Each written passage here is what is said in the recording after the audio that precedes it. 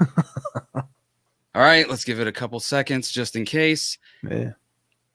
And hello, everyone, and welcome to this episode of Dragging the Table. My name is DJ, and I will be your host. And today, I have with me a very special guest, Dave Colford. Hey, Dave. Hey, how you doing? What's going on, everyone? Dude, how are you doing today? I'm doing great. You're going to get an exclusive here. This is the first time ever I'm an exclusive on someone else's show. So congratulations. You get the first dibs on that. You could put a little plaque in your room if you want. Do whatever you need to do.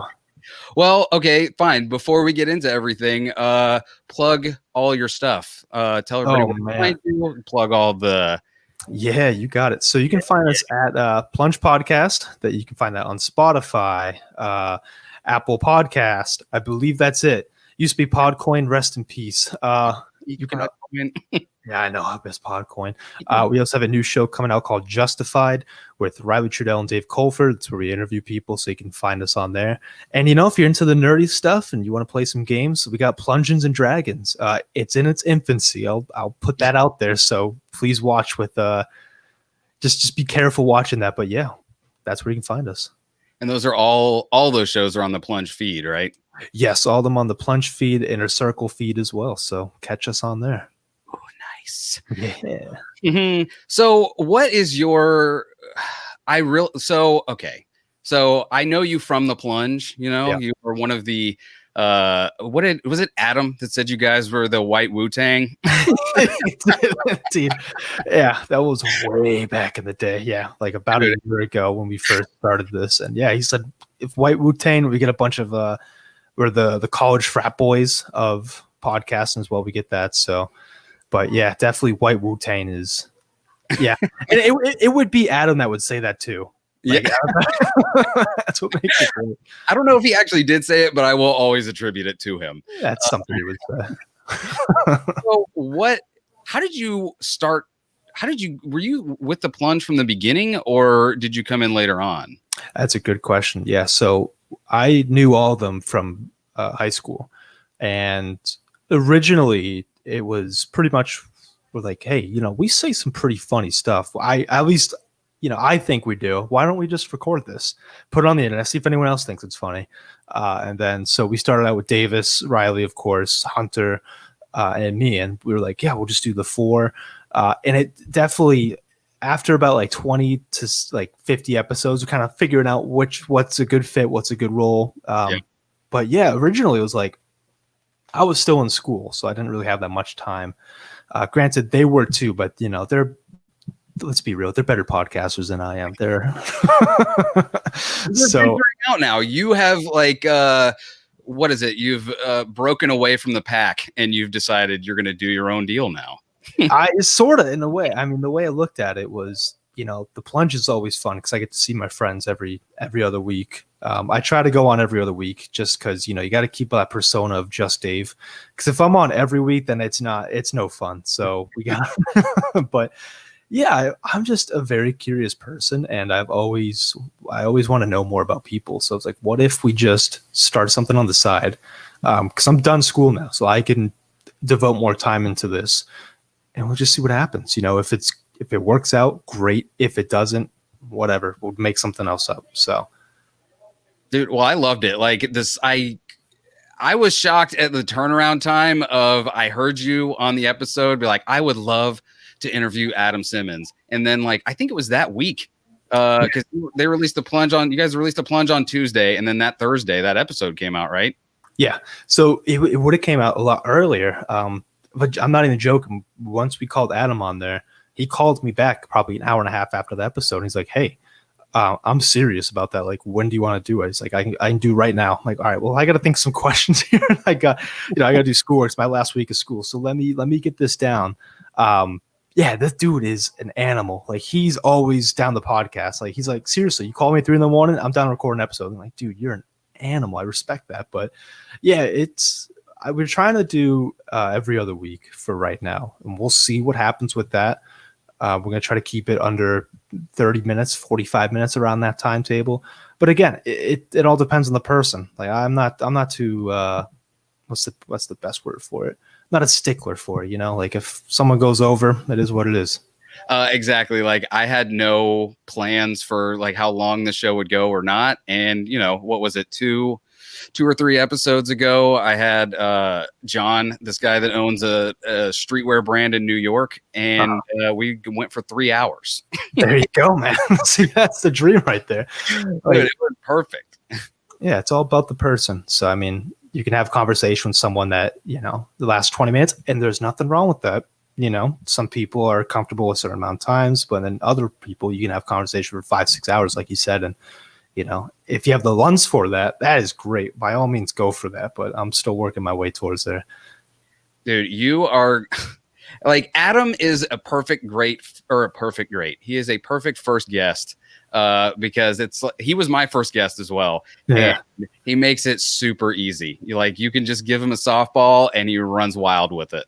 Yeah, seriously, which is great. Because again, this is the very first episode that I was like, okay, I'm actually kind of in control. Like I need to actually figure something out what to do here. For the most part, I just let Riley take care of it. I'm like, okay, I'll pop on. I'll bring some subjects for us to talk about. But the technical stuff, you're on that, man. But this time I was like, all right, I got to think of some questions. I got to keep them entertained. I got to ask some fair questions. What if I ask something that he gets offended by or whatever? Adam, yeah, I ask him one question. He'll go on a 20-minute tangent. I'm like, dude, this is perfect. Keep it going, man. But he just really is an interesting guy, though. Like, he really, I mean, the dude has so much going on. I didn't even know half the stuff. And he does comedy. He does a couple other things. I'm like, I didn't even know about it. Like, you look at him, you just see a guy with tattoos and a pizza guy. So it's going to be fun. It's going to be fun to interview him in the future again. So here's the real question. When are you going to phase Riley out and just have this show for yourself? Yeah, see, there you go. That we've gotten emails about that. That's look, the way I looked at it, because I'm not gonna lie, there were a couple people who came to me like, why you including him on it? I'm like, dude, I'm using his equipment. It's not two, like, he is my podcast dad in a sense. So he's gonna show me like, all right, this is what you need to do. You should do this. But Rad's a great guy. Hunter, on the other hand, no, I'm just kidding. I'm just kidding. Dude, I'm gonna tell you right now, the thing that I don't know, like you ever get so in your own groove, you're like, everybody should do it this way. Like when I saw it was Riley and just Dave, I was like, man, it should be just Dave. Like I love Riley. Dave? Yeah, like I love Riley to death. But there's something about I don't know. Like if you go back, I don't know if you can tell on the audio versions of these episodes that I do, but sometimes on the video ones, you can see me die. Like I just die because I either, like you said, like you're worried about asking the wrong question, or all of a sudden you just freeze in the middle and it happens. And it's like, I don't know. I like the idea of having no net. I feel like Riley is like Riley is the underrated talk machine as well, because you put quarter and have go to. Yes, which makes him great for content. Which makes it fantastic. As of right now, I mean, I'm pretty happy with us too. We're gonna see how this goes. We're reaching out to a couple people. What I want to eventually do with this, one, I want to learn everything about everyone, because that's just curiosity side. I mean, I believe everyone has an interesting story. And either people aren't asking the right questions to bring that out, or they're scared to bring it out. And I would love to bring it out if they're willing to share the story. I mean, it really is fascinating. People have just like a giant storybook. Like, I know it sounds weird, but like really look back in your past. Like I could write like 20 novels about like age 1 to 20. And I want to know just a little bit about that. But yeah, Riley's great though. I mean, he is a talk machine. I'm not gonna lie. Like he is. I've known this kid since my freshman year of high school. He can talk. Me, I'm a soft spoken guy. Like I don't really talk that much, but when I do, like I'm just curious. So that's That's why I thought it was so awesome, because you are like, even on the plunge, like you're kind of I don't know if you listened to today's episode, whenever this episode comes out, but of the plunge, like Hunter said it perfectly. He was like, Dave just waits. he's got that perfect timing of like he knows when to snipe something in and put in his 2 cents, and it's like exactly what's needed at the exact right time. That is the biggest compliment I think I've ever gotten in life. Besides, not podcasts, just in general. So thank you guys for that. Honestly, what I've learned is, you ever watch Hot Ones? I love Hot Ones. Yes. Yeah, I think Sean Evans is probably one of the best interviewers out there. I think this dude should have his own nighttime show, if that's even still a thing and it's profitable. I want to kind of mold myself into that. So if I'm bringing a guest on the show, people are going to watch for the guest. They're not watching for me. They might be watching for me or for Riley or others, but for the most part, they're going to want to tune into that guest. And I really want to hear the person's story. I want to see what they're all about. I don't, no one cares about me. I don't care about me. I want to hear what's going on with the other person. So if I could just keep that to a minimum and just keep the show going, I think that's the best part. But that big compliment, man. Thank you. So, well, Sean Evans, he has the hook of, progressively spicier wings. Like, do you ever see yourself having a hook for people? Oh man, that's a good question. By the way, that spicy wing thing, like I heard Bert Kreischer was the first one I heard actually like talk in depth about it. But and I agree, it's brilliant because you are so focused on like, my mouth is dying, that you just spit out answers you normally wouldn't. 100%. And I think that's what the beauty of the show is. And I was watching before Bert got on that show. I was like, okay, this is kind of interesting. But he was like the first like big celebrity on there. I was like, Jesus Christ. Okay. If he could do this, there's got way potential. And yeah, like you said, it's all about getting the reactions out of people that normally, if they were just doing a regular one-on-one interview, they wouldn't do. So would I have a hook? I don't know, man. That's a big tall order for Just Dave. That's a big tall order for Just Dave. How's this sound? Give me like 10 to 15 episodes in, and I will come back to you once I get more comfortable with it and kind of know what the hell I'm doing. And we'll go from there. I'm okay with that. I mean, that's what we have you on to begin with, because I've got.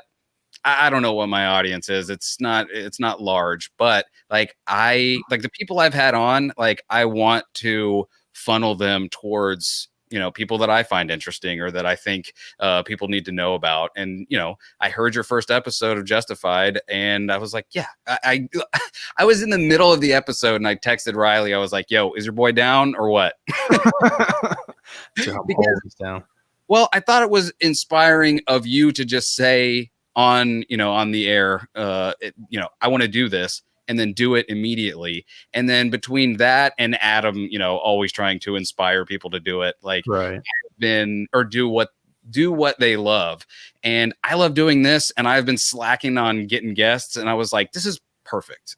Like one episode out, you can go as soon as we're done, or as soon as whoever is listening to this is done, they can go straight over to the Plunge feed and listen to Justified and see what Adam sounds like over there. Yeah, and we're definitely going to send people your way as well. I mean, this is one of the things that as I get more involved with the Inner Circle Podcast Network and other podcasts, like, I'll be honest, people are going to hate me for this. The only podcasts I've been listening to are like New York Times, Wall Street Journal, like Joe Rogan, like those. But I'm like, those get boring after a while, man. Like, I need to spice it up a bit. So I've been starting to get into that. I listened to your podcast today for the first time. Fucking hilarious, by the way. I don't know if I'm supposed to say that. Yes, you can cuss. Okay. All right, cool. But it was funny, dude. Beth is hilarious. Oh, you're talking about the Untrained Eye? Yes, yeah, dude. That is the baby podcast. Like, I love doing that show so much. It's fun. And what I piggybacking on what you said about just having an idea and just executing it, I feel like that's what a lot of people these days aren't really doing. Like, I feel like, and there's a lot going on, obviously. It might be harder for some others to do it, but the way I look at it, we've already got the equipment, thankfully. It's more so, do we just have the willpower to do it? Do we have the actual drive to do it? And the way I look at it, if this doesn't work out, I'll find something else. I'm still young. I'll figure it out. But yeah, it's a passion. Like, you got to have a passion for this. I've had, a couple people when we first started the plunge a year ago, or maybe a year and a half ago, like, they're like, how do I start a podcast? I've always wanted to do it. I just don't know how. I feel like most people are like just asking permission from someone else to do something. Yes. And, if you can just get past that and just really focus on yourself, like, what will make me happy? Obviously, as long as it's all legal, I say go for it, man. So, and I'm going to be honest, I thought it was a lot more expensive to get into podcasting. I think we started the plunge. I think we went to Goodwill. We got like a mixer for 10, $15. Wasn't great audio. We just recorded on a MacBook. So, I mean, it humble beginnings, I guess, is where just take an idea, put it on paper, and just mold it from there. You're not going to have a perfect idea right off the bat. No, exactly. And I think that's why, you see a lot of indie podcasters, they have a project that falls away and they have another project and it falls away, because you are looking for that one thing to hit in the way that you imagined it in your head, to be like, all right, we're there, let's go. And like now the barrier to entry is so there almost is none, because with the Anchor, like, dude, you can just, I thought about starting a podcast on Anchor just so I would know how, that I just wouldn't tell anybody about those, like a 5-minute deal, just so I would know. But it's easy that you could do that. Yeah, 100%. And I know for me personally, I don't know if you felt this way when I guess got into the podcast game.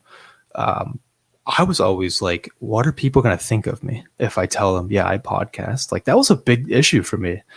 And like in other aspects, like, what if I do this? Are people going to judge me differently? But then I just learned, hey, you know what? Who cares? Who cares if they think of me that way? I'll do something that's going to make me happy. If they're thinking of that in the first place, I don't need them in my life. So I don't know if that's like a big thing for you. But I feel like a lot of people that bothers, and I especially was a big percentage of that. I don't know if this is you, but like, I am normally a very private person. Like, I don't really like putting my business out on Front Street. Right. But it's so weird because, it was the same thing for us. Cause my wife and I, we started The Untrained Eye around the same time the plunge started. Like, I think we're maybe like 1 or 2 episodes ahead of you guys. And, it has been like, before we started, we didn't want to say our whole names. We didn't want to, you know what I mean? Like, we got a PO box. We're like, what if people find out where we live? Overestimating how much people would be trying to claw their way to our doors. Hey, you never know, man. I mean, you're taking the smart approach on it, though. You are putting yourself out there. There are some crazy people in this world who will send you like literal dog shit in the mail. Like, you don't know if this is a thing or not. It's crazy, but it's like, I don't know, because I haven't gone back and like listened to our episodes or anything, but over the 2 years, like, we have gotten, like, if you said you listened to the last episode, like, that took 2 years. Like, that's how we talk normally, but like, it's it's different when you're on mic. Like, 100%. You're with your buddies and all of a sudden you get the mic in front of you and you feel like you have to talk a little different. Hey guys, I was just at the store yesterday. 100%, bro. 100%. Nailed it right on the head. I mean, that's why, I guess that's where Just Dave came from, actually. Like, now I think about it, I mean, I was like, all right, well, what's something funny that I can do? And like, I don't really do much. I did schoolwork and I worked. Like, that was pretty much all I did for life. And then I was like, yeah, that's just me. Like, I guess that's just Dave. Like, I'm just here. And like you said, I didn't want people knowing about me, so I never said my last name.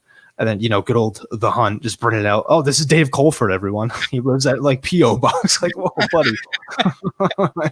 So I can't escape that anymore. But yeah, you did the right thing.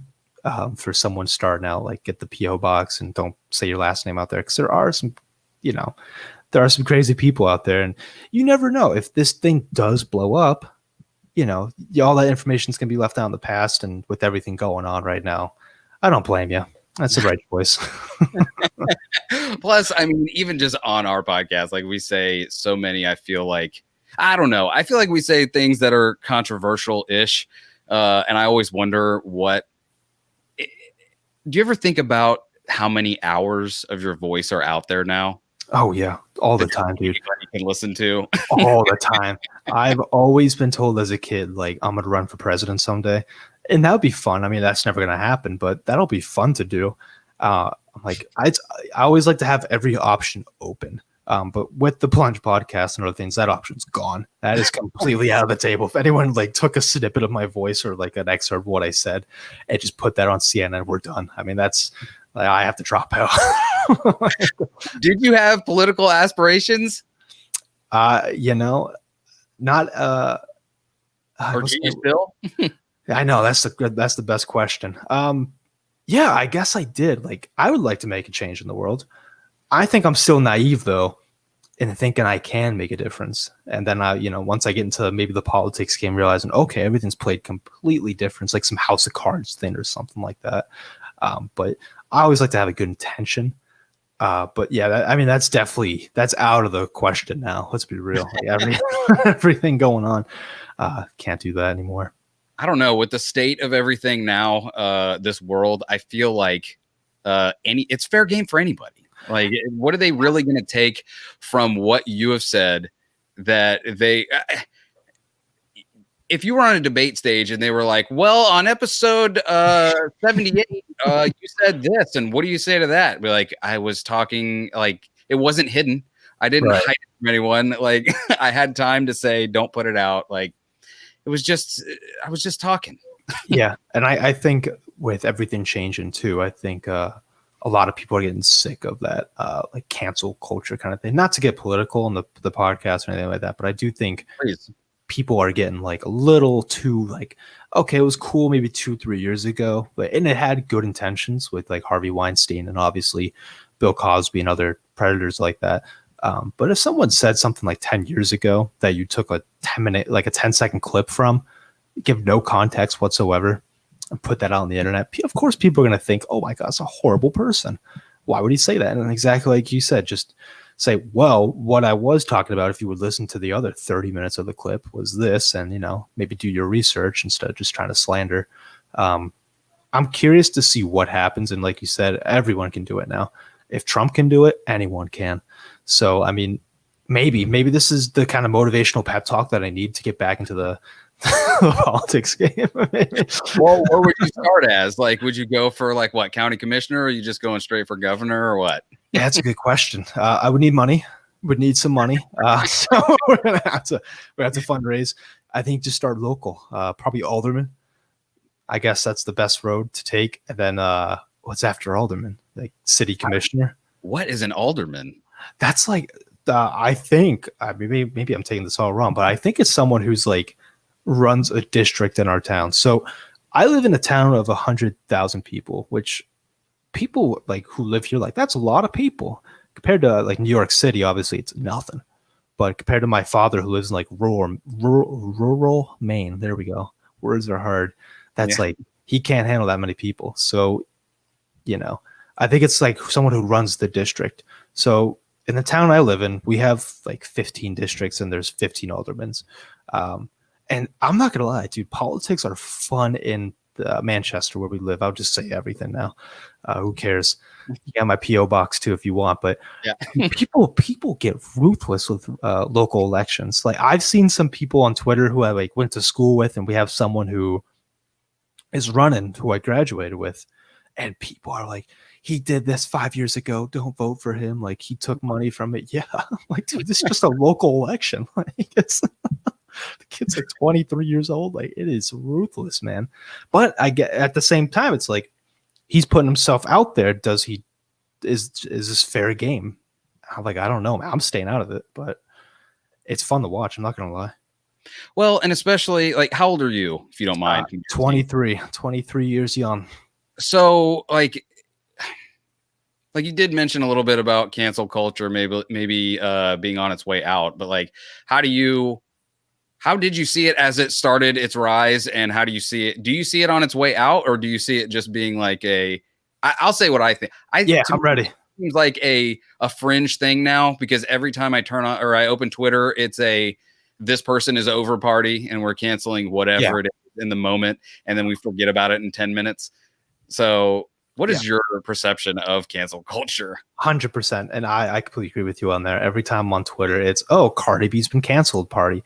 Cardi B's not going to get canceled. She's raking in millions, bro. I mean, she's not.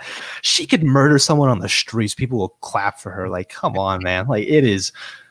It's more so, I think, how it started was it was a bunch of people my age who were like, hey, let's have good intentions, and we just don't know how to do it. So, for example, I guess who's Louis C.K. I always go back to this. Louis C.K. is my favorite comedian. Yes, he says some off the cuff things, but that's the kind of humor I like. And if that means I'm canceled, then whatever. But I think he's he put the allegations were out there. Allegations, by the way, they weren't like in a court of law. Like he did this, he did not do that, and then he was just immediately blackballed from Hollywood. His movie was gone, like the one with the dogs or whatever. Mm-hmm. His comedian shows are gone. So it's like, and these are just allegations. Like, I'm not saying he did it or didn't do it, but like the fear of if something comes out and pretty much your professional career is over. That is a dangerous weapon that does need to be. We need to control that.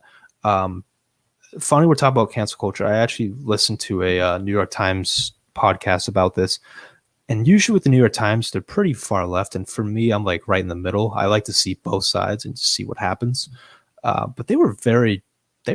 Like they were pretty fair about it. There was this one where this girl, there was a white middle-aged lady, was like screaming at an African American, like, get off my lawn or whatever, that she's feeling threatened. So she called the cops, and she pretty much told the cops, like, there's an African American threatening me. He wasn't doing anything. He was just walking on the sidewalk. That's all he was doing. And the cops saw this video, like, yeah, this is nothing. But people found out where she worked, where she lived, who her husband was, what her kids looked like, and they went after her. She got fired from her job. The husband got kicked out of the university he works at. So I'm like, where's the line drawn? The guy in the video who was, I guess, the victim of it all. He was like, yeah, that's way too far. Like, you shouldn't be going after someone's occupation, livelihood, family, because, healthcare is tied to your job for the most part. Like, what if she has a medical condition and that's gone? Now she doesn't have any money to pay for her prescriptions or medical services. Or kids. Yeah. Like, what she did was bad. Yeah, I agree with that. But how it goes about, I guess, like the going too far with it. I do believe it's on its way out, just because, like you said, I think it's repetitive. I think every 10 minutes you log into Twitter, oh, someone's over, party. Like, all right, let's be real. They're not going to be over. Maybe 1 out of 100 people will actually be over. It's the boy who cried wolf thing, because we have all of these, everyone getting canceled every 10 minutes. Like, when there is someone who legitimately needs to be canceled, what? They're just going to be lost in the sea of people that don't. And well, I say that need to be canceled, that need to be, maybe what they have done needs to be brought to the light. Yeah. Examined further. Yeah. Right. Like, and that, like you were saying, like, there's this thing we like to believe that we have a, what is it? Innocent until proven guilty. And right. I don't know that in my lifetime I've ever witnessed that. Yeah. I mean, yeah, I think I agree with you. Like, there are obviously some people I do feel like not deserve to be canceled, but should have a microscope taking a look into their life. I think perfect example of this is obviously Harvey Weinstein, like Bill Cosby, those kind of predators. Like, I didn't hear about any of those before that happened. So I was like, oh, well, this is actually a real thing going on. Okay, let's take a further look into this instead of innocent people who I feel like they're losing their livelihood. And the fact, like, the part that bothers me about it is it's not a court of law it's not like some higher up authority taking care of it. It's the mob, I guess, is the right way to put it. So it's scary. I had a buddy of mine at an old job I got accused of sexual harassment. And I was like, what? I was like, how? Okay. So the report was the girl I worked with reported me for sexual harassment because she wanted I was a was a job above her. I wasn't her boss, but I was above her. She wanted my job at the end of it, but I mean, like, I didn't say anything to her. I only talked to her once, and I was at the water bubbler, and all I said was, "How was your vacation?" Because I heard she was going on vacation. Because every time I emailed her for like a task, it would say like an automatic response, "Oh, I'm on vacation, so and so, like on the beach sipping pina coladas and whatever." Jealous of that shit, but anyway, it's like that. When that happened to me, I was like, okay, this. I thought I was like maybe immune to it 'cause I'm young. Like what are they gonna? I don't talk to. I'll be honest, when I'm working, I just kind of get my job done. I'm scared to talk to anyone at this point. Cause like, what if I am the next one? And after that, I was like, Jesus, man, like, I don't know Wait, anymore. this is you or your buddy? This was me. This was me. So she was my buddy. Yeah. And then that, like, So wait, how long ago was this? this was about a year ago. No, 2 years ago, 2 years ago. So I worked at a bank and I was a loan officer and she was a bank teller. So we work very closely. I didn't really talk to her that much.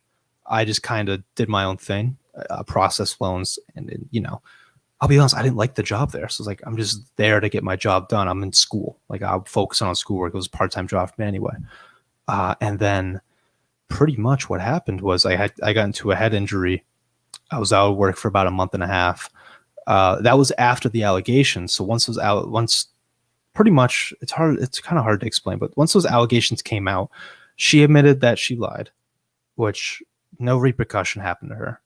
It's like, okay. So that's when I was like, I got to get out of here. But anyway, I got the head injury. And then they're like, well, since you have that head injury, you're part-time, we're just going to cut you. I'm like, really? And so I was like, all right, do I need to get a lawyer for this? And I looked it up. No, part-time New Hampshire law, you can do that. And I'm like, all right, whatever. But yeah, dude, it just baffles me. Like that's what I truly learned. It really is like a dog eat dog world. Like I try to be nice, but sometimes, man, like people try to take advantage of that. But after it was good though. I had people afterwards come out to me and like reach out and say, hey, I'm sorry that happened. Like, obviously we know you're innocent kind of thing, but dude, it was rough. I think it was hard for my mom more than it was for me. Cause that's like her son being accused of that. And I'm like she wanted to go kill her. I was like, all right, can't do that. But like, but I mean, it's like, I don't even know what to say to that. Like I know sometimes it takes having an extreme experience to really like understand it truly, other than just like intellectually get it. Right. But I can't imagine what it would feel like. And I try and think of that when I see like, the whoever is getting canceled in the moment of like, what would it be like if that person was telling the truth the whole time, but the entirety of the internet was like, nope, we've decided you didn't. Right. Yeah. And that's what I think too. But I'm like, sometimes the facts are like pretty damning against the person. Like, okay, how is this person not innocent? But in my case, I was like, I kind of took it as a joke. Like, I was like, there's no way she's actually being serious about this, right? Like, there's no, like, I think pretty logically. I'm like, logically speaking, I'm pretty nice at work. I always get my job done. I don't really talk to anyone. Like, it logically just doesn't make sense for me to be the target of that. Like, why would I do that? It turned out, like she said, she confessed and nothing happened. But I was just like, the way I look. Details on like her, like what she said, why she did it, anything? She said I made a comment on her skirt, which, but by the way, that's why she made it up. Yeah. So like that was what she said. She said I made a comment about her skirt and that I wanted to take her home with that skirt on. that was what she said to HR. So I remember I get the call. This was on my day off. Like HR calls, hey, we need you to come in the office now. I'm like, well, it's my day off. I'm like, no, we need you to come in now. I said, all right, well, give me a couple hours. I'll come in. I was in Vermont at the time. And I go in. I'm not even joking. So it was a pretty small bank, probably like 100, 200 employees. There's the CEO, which I've only met like once or twice. CEO, my like bank manager, then my actual boss, and then the HR lady. And I swear to God, dude, it was interrogation. I felt like I was in a police office. Like, all right, where were you this date? What were you doing this date? Did you have any interactions with A, B, C? I was like, no. Like, I clock in, I do my job, I clock out. I bring a PB&J every day for lunch. Like I'm as bland as you can think. Like As I, wa- I as just was, it can be. yeah, like seriously, dude. I was just more so like the way I looked at it. I was like, okay, this has to be a joke, right? Like I wasn't actually taking it serious. I was like, there's no way that this would happen. Not to me. Like this, I wouldn't do that. So why is this coming on to me? So I was just baffling, Mo. I mean, it really was baffling. The way I look at like how I handle stress, I guess I just kind of shrug it off. I just focus on the task at hand. And honestly, if you just act like you don't care, I feel like that gets you like that builds the confidence you need. That's any tips for anyone out there getting accused of sexual harassment, but there you go, dude. It baffles me. Like, and I'm curious to see how this cancel culture goes because while it did have good intentions, it's completely skyrocketed into something completely different now. It seems like it's turned into a weird thing of like the way that I think about it, I guess, kind of is like how, like when I started this podcast, I wanted to, you always have these like grand visions of how you're going to, I don't know, do whatever it is, get the word out about yourself. And, it's, to me, it seemed like if there was a shortcut, Podcoin, the perfect example. Podcoin was a big shortcut. It was a big cheat that we all bought into, and we were like, well, we're all famous now. We got thousands of downloads. Get it. And we all knew in our hearts that Podcoin was nothing, and it was just a shell of a thing. Right. And that's kind of how I see the cancel culture of like, I want something, and there is a shortcut or a cheat to get that thing I don't have to do hard work. I don't have to put out anything. I can just walk straight into it. If I say this person did XYZ, go on and do your thing, internet.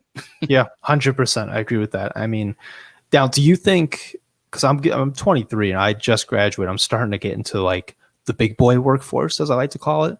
And I'm realizing a lot of people are like lazy as like shit, man. Like, dude, oh my God.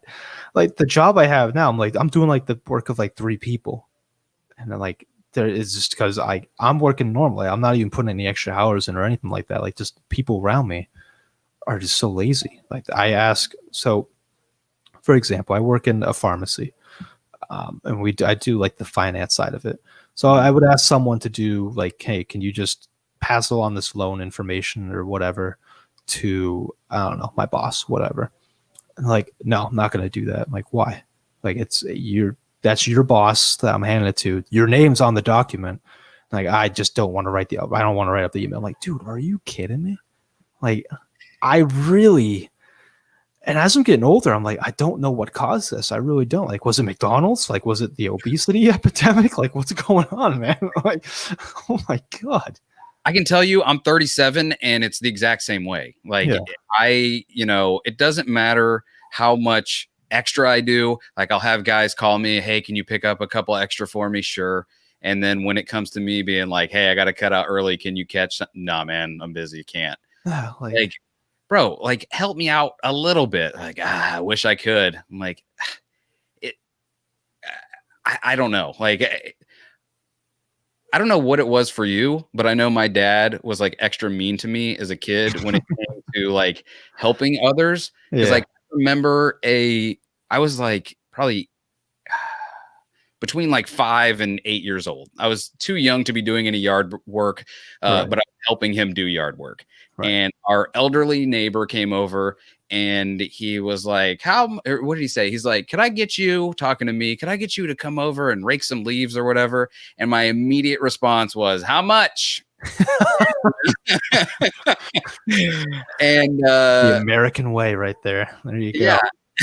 And my dad, he's like, just wait a second. He's like, we got to go get something inside. And he brought me inside and brace yourselves, young people ears. My dad hit me very hard and was like, if someone asks you for help, you help them. And if they try and pay you, do not accept. If someone asks you for help, you help them. go and help our neighbor. And I was like, okay. Yeah, no, yeah, I mean, I'll be But honest. that made me a people pleaser, though, which I Yeah, don't know if that wasn't necessarily a good thing, but I'd say it's a good thing. No, you're trying to do the right thing. And that's what I feel like a lot of people nowadays don't. I don't think anyone knows what the right thing is anymore.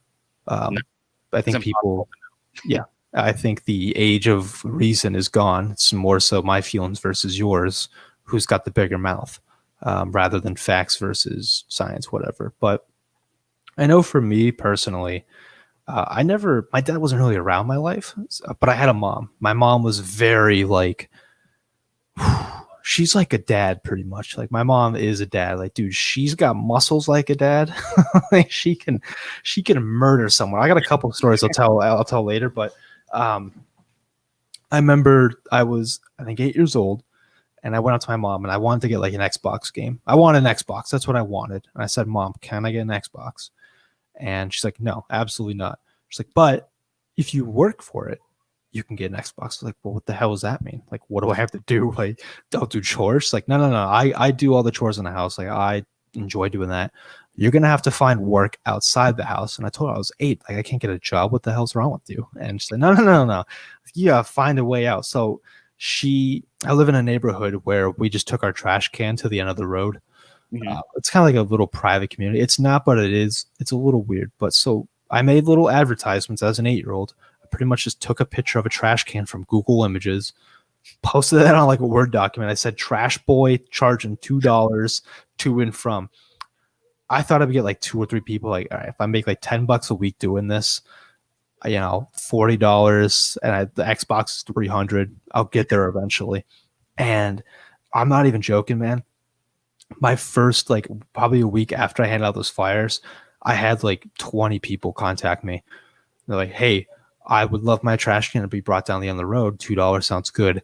It would take like 3-4 hours, like every Tuesday and Wednesday to do. But I was making like $60 a week as a kid. Dude, $60 as an 8-year-old goes a long way. And that honestly taught me like the value of hard work. Like, okay, if I can do this, this is my reward. I get money. And the same situation as I had a very elderly neighbor that lives next to me, and unfortunately she passed away. But before that, she always needed help with her lawn. Her dishwasher would be broken sometimes. I would help wash her dishes and stuff.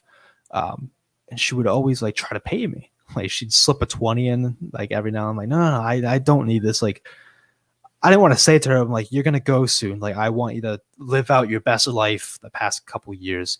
And she was always nice.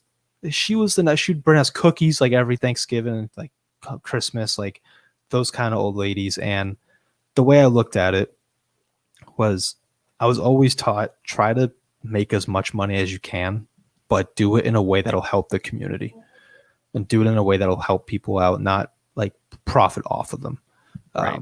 And I think that's like, I feel like a lot of people are missing that with Amazon and all these big corporations. Like mom and pop stores are gone. Let's be real. Yeah. Those we got like maybe 5 in our town. That's it. I mean, my mom's a mom and pop business. She cleans houses for a living. So her like, I see how hard she works, and like she does backbreaking work. She's like almost mid-50s now, and her back's like ready to give out. I'm like, you gotta switch into a career field. She's like, nah, it's way too late for that. I'm like, I wish I can get to her and be like, it's not though. Like, just get your real estate license. You love houses. Like, you would love to sell. She's like the perfect prosecutor. Like when I was a kid, I could get away with nothing. She would cross-examine me on everything. I remember I lied to her once about like, oh yeah, I ate my meatballs as like for dinner. Which looking back, I'm like, dude, meatballs are great. Like, why weren't you eating those? But dude, I remember I would just get cross-examined left and right. And I don't know what kind of kid you were, but like in high school, I would try to sneak out like maybe once or twice. But dude, if I got caught that one time, I'm done. Like, it was like, I'm going to the Gestapo. Like, it was not a good time. Like, she laid down the law, which is, like you said, I kind of feel like kids these days don't have that, especially like around my age. They're kind of just like entitled assholes. Like, they're like, oh, once I get my degree, a job will be handed to me. Like, dude, not in Corona times. Hell no. Good luck getting a job in these times. Jesus Christ. Like, it just, I can go on and on, but like, it baffles me about this stuff. Well, I think like maybe because of the access we have to everyone all the time, it might seem like there are not as many, I don't know, good eggs as there used to be. But I feel like a lot of those people, like, I know when I was younger, I used to try and engage, all the time on social media. I was like, people want to know my opinion, and I'm going to try to cut somebody all the way down. But now, like, I don't know. I think like I grew up when there was no internet, and then suddenly there was internet. Right. And it was just a weird adjustment. But I feel like maybe there is like a better understanding, or at least I like to hope that there's a better understanding of like your life could possibly be ruined if you just say any nonsense on the internet. So maybe the good eggs are just either not on any kind of social media at all, so you just don't know they exist, or they just choose their interactions more wisely. I think, I 100% agree with that. I think they're just hiding. Like, let's be real. I mean, I was always taught. So I grew up, we had internet. I was born in 97. So we had internet, but it was like AOL, dial up, that weird sound. Yep. Remember CD-ROMs? Those were, I remember those. Or so it was like the big bulky computer, and we didn't have social media. Like, I would just use the computer to watch like YouTube videos as a kid, and those YouTube videos like rate the video 5 stars. I mean, like, Jenna Marbles was big back in the day.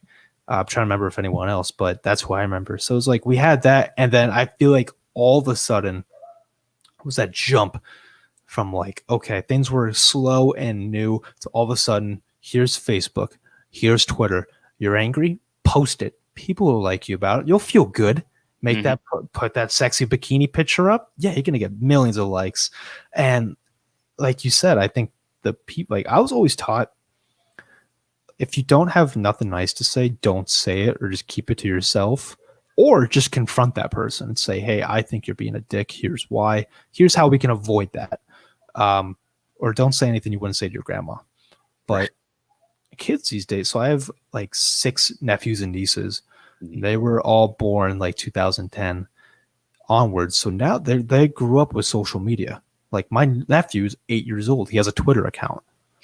Like, that is like wild. Dude, I was disgusted when he followed me. I was like, who the hell? Like, who?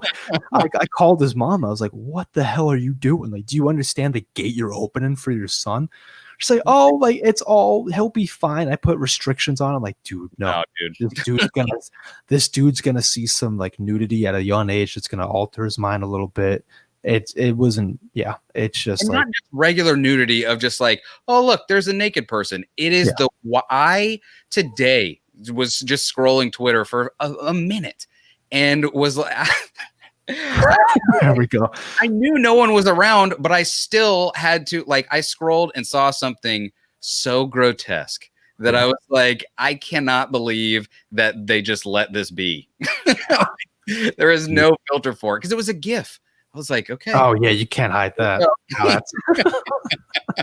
You're just scrolling, having a good time, and that just pops like, oh, okay, all right, we're going back up.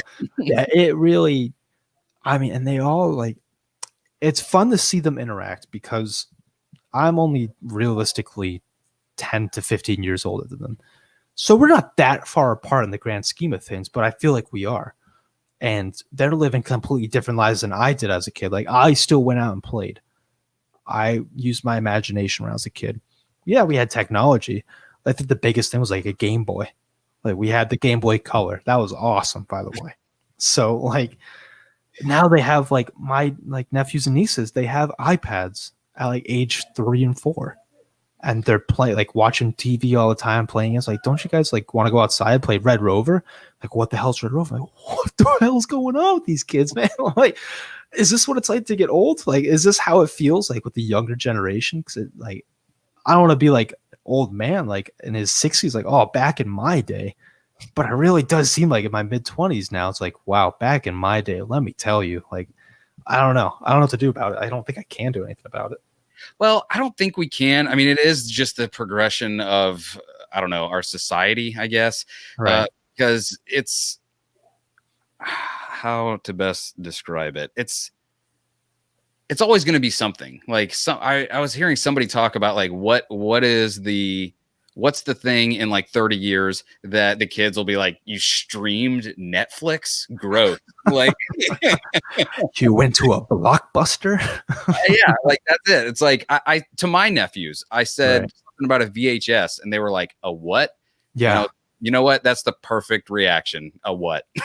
Like it's useless now. Like it's just I don't know if it's a combination of like our own nostalgia for our childhood or what it is, but I don't know. I agree and disagree with the kids. Yeah. I mean, like you said, there's always going to be that like new thing that, well, obviously that's just the way technology is. And I'm all for that. 'Cause if technology goes further, we go further as a species, our health goes further in the most case. And we get smarter. And if you're smarter, you can do a lot more things and have a lot more fun. So I'm all for that. It's more so like I'm curious to see how these kids are going to grow up. I'm curious to see what they are like when they're 20 and 30 years old. Especially, I think social media had great intentions at first. You can connect with people from India, China, who you never even met before, but they're over there and you can talk to them. I think it's awesome, man. I think no one would disagree with that. But it's how it's being used. Um, that's what kind of scares me a little bit. So I don't know. We're gonna see what happens.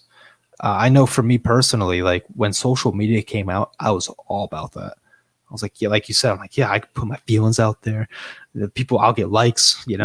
I got kind of like a dad bod going on. I'm not gonna post pictures of that, but like, I could post stuff. Like I go look at my Instagram feed, and I still have like pictures from like 2012. And I was like hashtag nature. I'm like, what the hell was I posting? Like, but I keep it up there to remind myself, like, all right, this is how far you've gone, and don't do that. Like, do something better. So, we'll see what happens. I don't know. I really don't know. Yeah, I'm the same way with Facebook. Like I tried once I realized how much I was embarrassing myself on there by just posting nonsense. I felt like I was at a crossroads and I was like, I can either delete this or just every time it comes up in my memories, just share it out and be like, Right. this was me in the year 2000. But I feel like too, like the thing is, like you were saying with social media, like it's social media, YouTube, all of that, like it's made the world and all of its options. It's almost too much because it's like Netflix. Right. You know what I mean? Like if you had 10 movies to choose from, you'd be able to pick right away.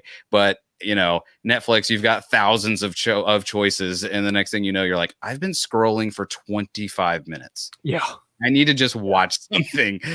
And that's what it's like to try and figure out what you want to do now. Because they're like, you can do anything. Like, well, okay, that's a lot of stuff. That's me right now, Ben. If I'm being honest, like I graduated a week ago, like I said, and I'm like, okay, what do I do now? Like, I graduated with Homeland Security, so I have a bachelor's in that. But I'm like, with everything going on, I'm like, do I want to be a cop? Do I want to go do border patrol? I have a finance background. Do I want to specialize in finance? The ultimate goal for me, I would want to find a job with both of those combined. So, helping people out with their finances. I think that's what I'm going to aim for. But yeah, like you said, I mean, there's just way too much that you can do. And I've like, not to go back to the nieces and nephews thing, but I asked them, like, when you grow up, what do you grow up? What do you want to be? And I ask them that every year because I'm curious to see how they evolve and their answers change. When they were kids, like fireman, astronaut, cop. Now, I'm not even joking. I asked my 3 nephews what they wanted to be. All of them want to be YouTubers. Yeah. They all want to be YouTubers, Instagrammers, streamers. I'm like, dude, that's not, no, man. Like I want you to chase your dreams. Don't get me wrong. But I also, I don't want, you're 8 years old. I don't want to bring the harsh reality of it too. So like, I don't know. Would it be bad if I had like a stat sheet of here's your chances of making it as a YouTuber? Like, here's your chance of making it as an NFL player. and bring that, would that be dream crushing, or would that be like, should I bring that and then end it with a nice twist on it? Like, but if you do these things, maybe you can get there. Dude, you don't even need the sheet. You can just say, hey, look at me. Like, I've decided to, no, really, you could I say, like I've it. decided to have this career. But I also would like to do, like, one thing I love is making podcasts. And there is a 0 to none chance that it's going to blow up and be, the next Joe Rogan or whatever. Right. But like, someone has to blow up eventually. Why not me? I'm right here Exactly. putting stuff out. And look, you can look at my view counts. Maybe 10 people will see this on YouTube, but That's I mean, 10 like, people. I mean, that's 10 people. and it shows them like you are the living example of compartmentalizing, and you need your thing that gets you the money so that you can have your hobby that could eventually be the thing you do. 100%. 100%. There was an entrepreneur, I forgot, I want to say it was Gary Vee or someone like that, who pretty much said the exact same thing you said. Like, you need to have your 9 to 5 so you can take care of your family, pay your bills, save for your retirement, whatever. And then what you need to do from like 5 o'clock to 11 o'clock at night, focus on your hobby. And this is for people who just aren't happy in life. And I feel like that's a lot of people nowadays, and it sucks. Like, I want everyone to be happy, because I think when I saw people truly happy, I'm not even joking, was summer of 2016. That's when Pokemon Go came out. And let me tell you, man, everyone was out smiling, showing each other, hey, this is what I caught. Stranger danger was off the radar. Yep. Because everyone, dude, let's go back to that. Like, let's bring that back to 2020. I know this has been a sucky year for everyone, and a lot of people are having some hard times. But if we could find the light of it, that's how we grow, and that's how we get out of it. Not just getting stuck on the rut over and over again. And like you said, you just need to put the work in. Eventually something will come out of it. It might not be tomorrow. It might be 10 years from now. But, for example, Rogan didn't, like, he put an episode out. He didn't he didn't blow up the next day. It took him like 300 episodes. And then he started he slowly get there. It's not, and again, I just feel like people my age don't know that. Like, they want to go viral. Like, oh, if I put this video out, I'll go viral and I'll gain 1 million views, and that's how I'll start it. So let me do something ridiculous to get me viral. Let me eat a Tide Pod. I don't know, like, Take a thing off the ice cream and lick it and put it back. Yeah. Like, come on, man. Like, yeah. I know I circle back to this over and over again, but I'm really curious to see what happens in the next 20 years with people. I really am, because I do think we're in a time where everything is changing. Whether it's for the better or for worse, I'm not too sure. There's good and bad to pick out of everything, really. But I'm really interested to see how this goes. I think we're going to be fine in this. Like, I don't think we're going to explode or anything. Right. In 30 years, there's not going to be just a barren wasteland where people used to live. Be like Mad Max. Yeah. But I think that this is like, 2020 has kind of shown us, I think, that we are in like a bigger transitional phase in our society than we all kind of realized, because all of these things hit us at once, kept coming. And as prepared as we thought we were, I live in Florida, and it's like, yeah. Yeah. You think I got 1 case of water, this hurricane's coming, I'll be fine. Right. And you're a week without power. And that's kind of how I see it now, is like everyone had their 1 case of water and thought they were fine. And we all realized not only are we not fine, like, we're holding on by a thread, like, just barely. And I think that Pokemon Go analogy was perfect, because there was legitimate joy in people's hearts that were just, I had it. I did not grow up with Pokemon at all, and I was out there Pokemon Go. What? Let's go. And it shows that we have the potential for that. Like, we always have these moments where we show our own potential of like, okay, we can be joyous, we can be good to each other, we can just high five and then move on about our business. So it makes times like these even weirder, when we're like, okay, we need that Pokemon Go moment, and everyone is just looking to murder each other because I don't know. Yeah, 100%. I mean, it really, We need summer 2016 back, but we need to evolve it and make it more like 2020, I guess is the right word to say. But I mean, so you live in Florida. I want to talk about that for a second because I have like 500 million questions about Florida. I have my best friend moving to Florida next week. He grew up there and then he moved to New Hampshire for like 10, 15 years. He's moving back down now. He's going to Miami. How wild of a place is Miami? My like, okay, think of it this way. My prism is that I was born and raised in Florida, so I don't see it that crazy. Right. But I always like I hear people talk about Florida and I am like stupefied by it because they're like, all this craziness is happening. I'm like, oh, that's every day, man. That's just how we grew up. Like I would just see that just on a Tuesday. You know what I mean? Like it's so it's when I was in Miami, I would say if it's anything like, 10 or 15 years ago, there's going to be a lot of drugs, there's going to be a lot of partying, and it's just going to be the main thing they'll notice is it is so much hotter than I ever imagined. Why are my eyeballs sweating? Yeah. Dude, it's probably, I think it's like 90 degrees out right now and it's humid. Like we got an alert from the weather station here in New Hampshire, like, hey, like this is a heat wave, be careful, like it's really humid out, drink some water. Dude, I haven't seen one of those in probably 10 years.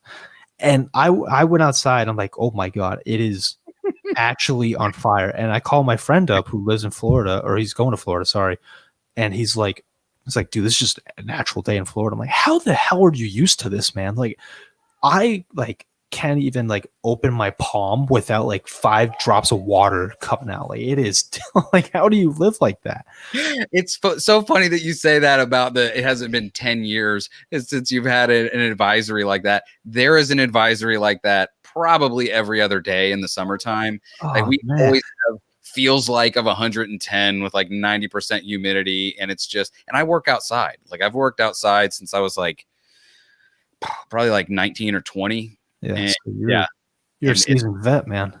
Yeah, but that's the thing is like every year I'm fooled. Like I think I'm like, well, I've been doing it for a million years. This year is not going to be so bad. And then I go out of my door at 6 o'clock in the morning and I'm already sweating and it's dark outside and I just want to go back inside. Dude, that is bad. I can't do that, man. I'm sorry. I can't. Like it takes a special person who's definitely way mentally stronger than I am to be able to go through that. I just can't do it. I mean, I visited California for a month and I was wearing a sweatshirt in downtown LA. It was like 110 out, but there's a difference. It's dry heat. Like it felt like it was 75 out, honestly. But like I remember I took a vacation to Disney World and it was like, oh, it's probably like 90 degrees out, 100% humidity. I was like, oh my God, dude.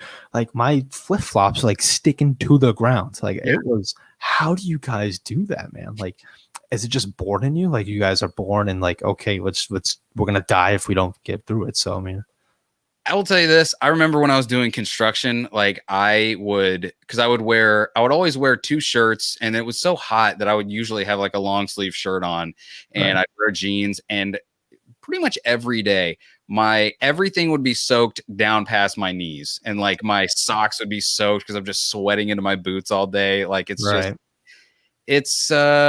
I don't know. I think we in Florida are just gluttons for pain, I guess. the typical Florida man memes.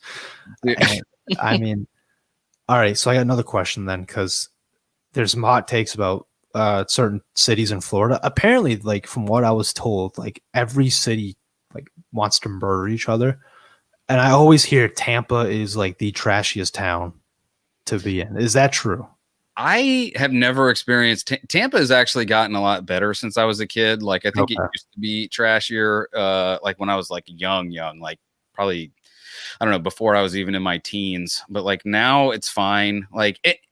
And the thing too is like I am not a sports guy at all. Like I don't know anything about sports. I don't really care for it at all. So whenever people are like, well, like even in high school, they're like, oh, we rival against the whoever. I'm like, I don't care.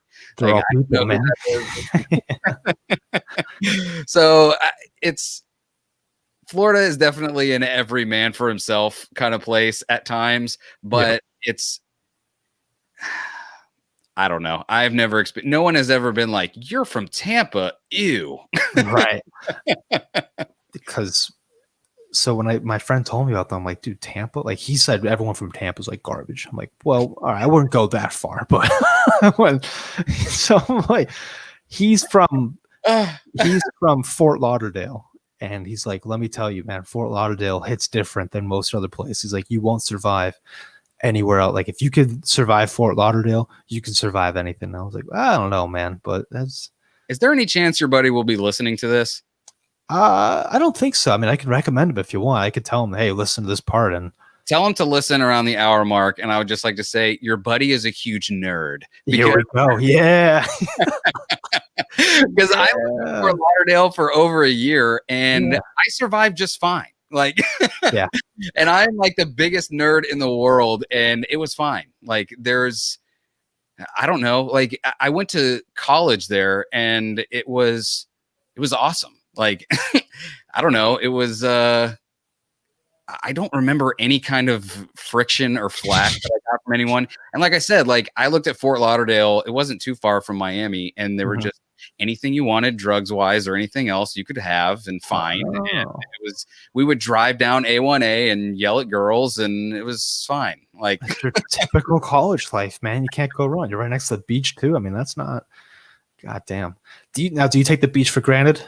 Yes, absolutely. Someone, one of my customers, a new customer, they just moved here from Michigan, and they were like, "So, what's a good beach to go to?" And I was like, "Everyone." I don't know. Like I could walk to any beach at any point. I feel like, but it's, I don't know. I saw them all when I was a kid. It's hot. It's there's sand everywhere. Yeah. I've got it. I get the picture. Yeah. I feel like Florida is one of those places where it's just overpopulated. Like I feel like you can never get a good spot at the beach, or is that wrong? Because I feel like everyone and their mom either lives in Florida, has been to Florida, or wants to move to Florida.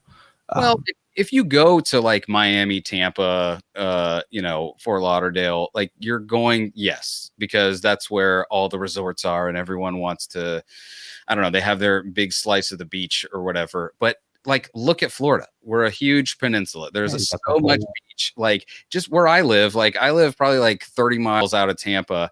And like, there's just a little cut over off to the side that nobody really knows about that we can just drive there and it's fine. Like there's barely anybody there. The beach is nice. You get your fix of seeing the sunset onto the water, and there's nobody there really bothering you.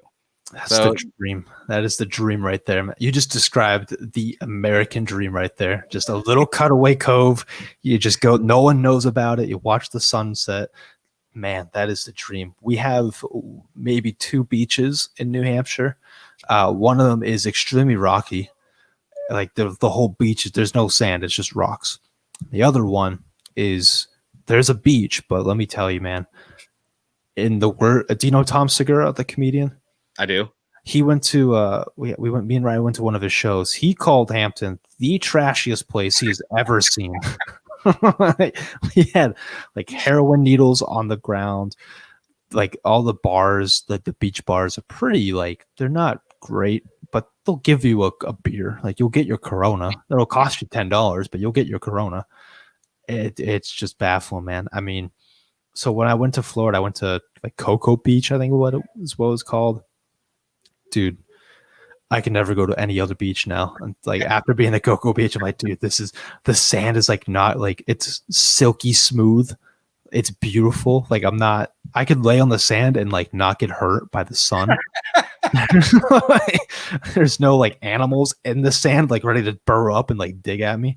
Dude, great stuff. And the Atlantic Ocean. I mean, granted, we are higher up there, but dude, it's always freezing. Like we can never go swimming.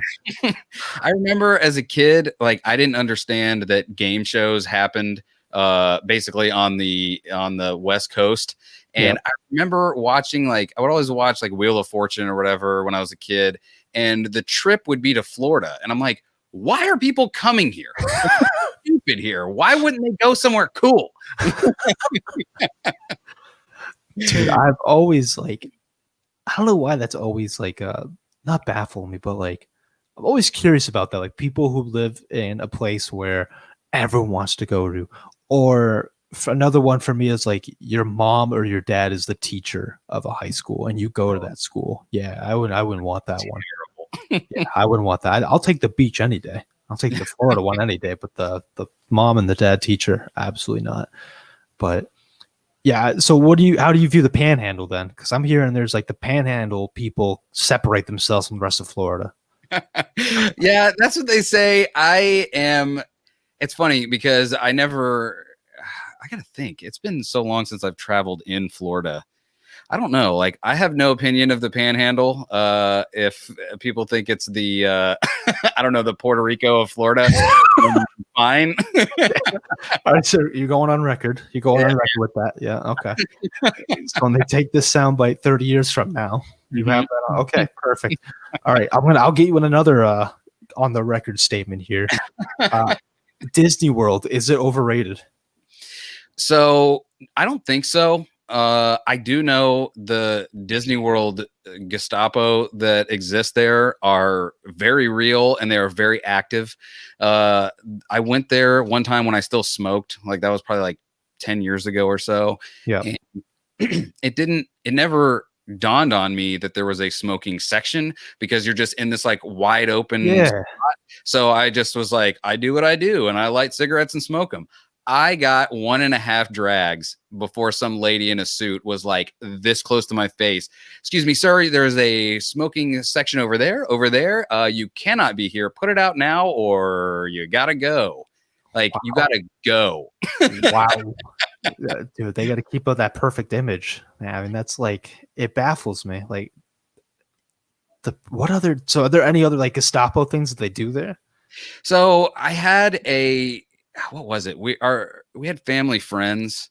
I don't know well, okay. I don't know of any real Gestapo things, but we had family friends when I was a kid that they told us stories about what was it? Our family friends, like I think the husband, he worked at Disney and I never knew until they talked about it that I guess there's like this underground network of little, I don't know, like an anthill underneath of like offices and cafeterias and all these, I don't know. There's apparently a lot going on under Disney.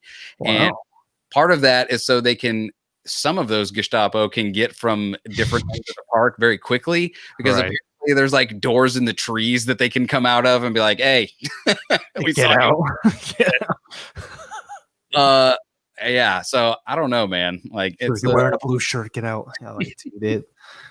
Well, you heard there was like, so I guess Disney famously, you're not allowed to film in there. Like you can't like not film, but like if you wanted to do like a documentary or a movie or something, they don't let you do it, or they really allow that. But there's a guy, I can't remember the name, but I remember years ago it was like a big deal that some indie filmmaker had guerrilla style filmed a movie. Like it was supposed to be like a horror movie in Disney, and it was like feature length, like 1.5 hour deal. Wow. And I watched it and it was terrible, but okay. All right. The guy got some really good shots though. He did the thing everyone said you weren't allowed to do. So it's amazing, dude. Well, what would you give the film? Probably like 3 stars out of 10. I would give it probably 1 star out of 10, but wow, that bad. Okay. It was no good, but I would give it 10 out of 10 for, I imagine watching it with a group. It would be amazing. One of those moments, take a little a recreational stuff, we're not going to suggest anything, but that sounds about right. In Florida, it just like, it's its own story. It really is. You know how people say like Texas is its own country. I feel like Florida is its own country, man. Like, I don't know. Yeah. So is that your perception? Because I've never really asked anyone that lives outside. Like, what is your perception of Florida? Like, when did you learn of it, and what did you think of it, dude? All right. So I'll tell you, from a kid, I always thought it was just a hot place, always hot, with a lot of people, a lot of old people. That's what I always saw. But as I got older, I was like, okay, um, yes, a lot of old people, a lot of senior communities, a lot of golfing. But now I just look at like Florida as people who ride crocodiles to work. Like I just feel like they just like it's that kind of world. Like you don't know what's gonna happen. Like you could walk out your door and there's just a crocodile staring right at you, and he doesn't want to eat you. He just wants to be your pet. Like that stuff baffles me, man. We had someone from Florida came up with a pet alligator or crocodile, whatever it was, released it in like our major river system, and like it lived there for like 3-4 years. My friend's like cousin caught it and was on the news. I was like, what the hell? How's there dude, this thing, I'm not even joking, was like 7 feet long. Like, how did it survive out here? Who's, Uh, who's the Florida man who brought it up? He was just chilling. And like, that's what I picture Florida. I just picture a lot of crocodiles, a lot of, you guys have like what, 8-lane highways out there? yeah, that is true. I guess that is true. Is that not normal?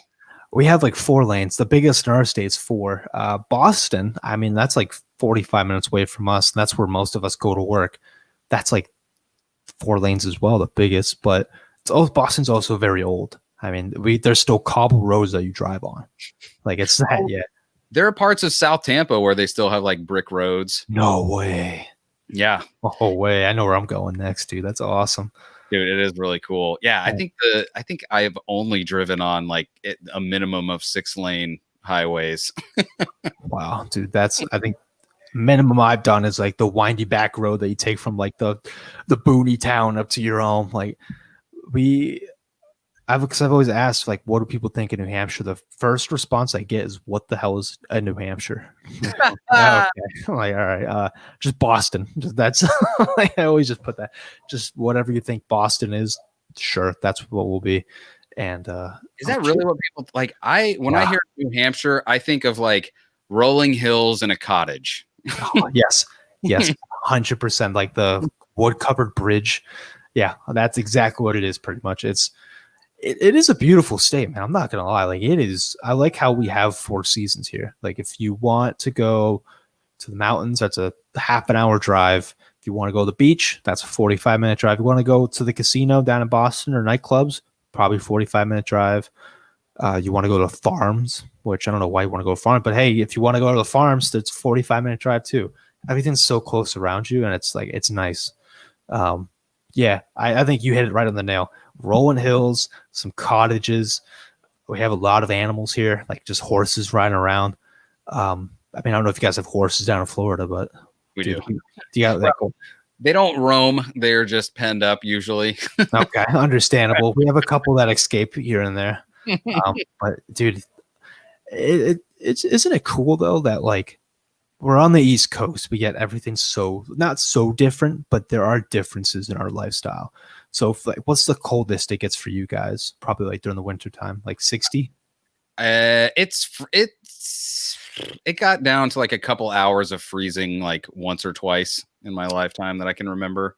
Okay, where like if you left a bucket outside, it would be iced, or a bucket of water, it would have ice on the top of it. Wow. Wow, that's a bold statement for Florida. That's how you know things are not going well. I mean, I love it. Like I always felt like I wanted to be further up north because I love the cold. Like yeah. I like the idea of having more than 2 seasons of hot and slightly less hot. Right. So yeah. I mean, for us, we have the 4 seasons. Really, we have like a 6-month long winter is what it feels like. Maybe 2 months of spring, like another 2 months of summer, and then like 2 months of fall. Like it pretty much is divvied up into that. But we still have all the activities of every season. So we still have the hot 90-degree humid day we have today. During wintertime, we have the negative 20-degree day where it's snowing 2 feet of snow. So we get a little bit of both. But how has Christmas been for you guys? Because as a kid, I was like, how do you? I'm not even joking. As a kid, I'm like, you can't celebrate Christmas because there's no snow on the ground. It is weird, and it's like I would say probably 9 out of the last 10 Christmases it's been raining. Wow. That is all right. Old Saint Nick got his umbrella right. Yeah, it's a really weird It's a very strange thing to be going out to families' houses and it's just pouring rain out, and you're like, okay, well, Yeah. Merry Christmas. I love it, man. I mean, it really, Florida is its own animal in a sense. I mean, you guys are, nothing wrong with that. I definitely think you guys are better than like 30 other states. But you guys are definitely its own animal. So you take that how you want, but I love it, man. I love it.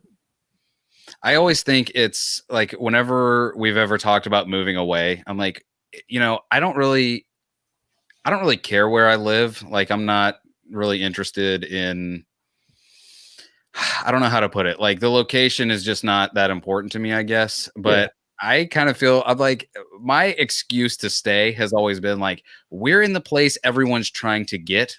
Right. So why wouldn't we just stay? Yeah. 100%. Um, I mean, for me, it's like I'm looking to move soon. I don't know if that'll happen or not, but I would like to move somewhere. Uh, again, like I said, people are coming up here because of Boston. Like Boston's popping with new jobs and everything. People want to be up here. So where would I go? Like, I don't know, but we'll see what happens in life. We'll get there. Come to Florida. We will take you. I would gladly. I'll visit. I'll visit for a month. As long as I don't have a heat stroke, that's all that matters. Well, I'm getting the producer sign of it's time to wrap up. But dude, this was I love this very much. Dude, it was very nice to speak to you. It was calming. I feel very calmed. Like, I feel like getting into this, I was like, I'm definitely nervous. I was like, all right, I've never met this guy before, honestly. Like, I listened to his podcast once, which I'm going to listen to more. I'm holding myself to that. But I'm like, what if I say something that offends him or whatever? And I'm like, no, I actually got to have an all open and honest conversation with. I feel like most people can't do that anymore. So thank you for allowing me to have that option. It means a lot, man. Dude, I appreciate it. And I cannot wait to have you on again because I got to know about your head injuries. Dude, the head injury, that is a good. I will save that for next time. I got a great story for that, man. That's awesome. So yeah, if you want to plug all your stuff again, let people know where to find you, please. You got it. You can find me, David Colford, and Riley Trudeau at the Plunge Podcast. We're the host, The Hunt, as well. You can also find us on Instagram. And where else are we on, Riley? Would you like to step in, buddy? I know you're right next to us. All streaming platforms, social media, Twitter, Facebook. You can find us on there at the Plunge Podcast. Check out our new show, Justified, where we interview interesting people. You can also find that on all streaming platforms as well. So hopefully I didn't butcher that one too much. I think the has been RIP'd, so I think it's just at Plunge Podcast now. Oh yeah, see, this is how much I pay attention. At Plunge Podcast. On all social mediums. Dave, thank you so much for being on the show. I really appreciate you, man. Dude, thanks for having me, man. It's been an honor. All right. I forgot how I was going to end this show, so I'm just going to end the broadcast now. I respect that. Yeah, you do.